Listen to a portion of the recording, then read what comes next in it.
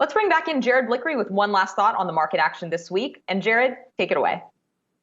All right, well, let's take a look at the week and thank goodness it was.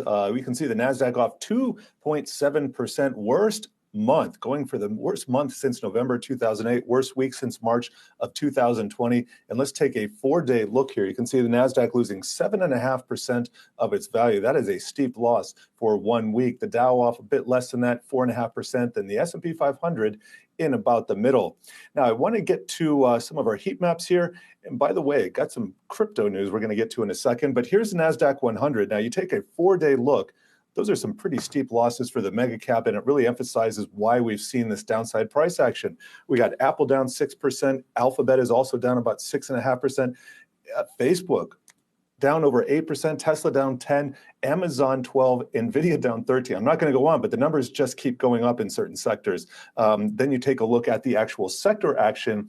This is, again, over 4 days. Utilities is the least bad, along with staples and real estate, but that is a very defensive setup. Consumer discretionary, which houses Amazon, that is down 8%, huge loss there, followed by 6.9% loss in tech, and then financials down 6.5%. Communication services, where you have Facebook and Alphabet, that's down over 5%. So really a pretty bad week for a lot of these stocks. And you look at the banking sector, arguably we can extend this 5 days to go back to JP Morgan's earnings last Friday.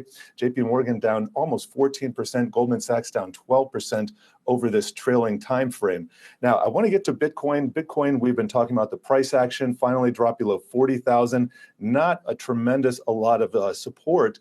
We do have a minor one at about 35,000. Let's see if I can find that level somewhere in here. But also the 28 to 30,000 level. That's going to be a big one to watch. So basically here and here, going to white knuckle it over the weekend. And we just got some breaking news regarding MicroStrategy. This is a company that keeps a huge number of Bitcoins on their balance sheet. And the SEC was taking a look at their 10K, and they don't like the way that MicroStrategy has been accounting for the price of Bitcoin. And because there are really no accounting rules that govern digital assets like that, it's just a big mess. And it kind of highlights the need to get additional regulation here, because this company wants to reflect the price of Bitcoin, the current price, in their non-GAAP financial statements. SEC says, according to the strict letter of the law, you can't do that. So just another hiccup for Bitcoin and people, I guess, companies who want to hold it on their balance sheet. Doesn't mean anything in the big picture, no, but it does indicate that the SEC is going through these financial statements, guys, and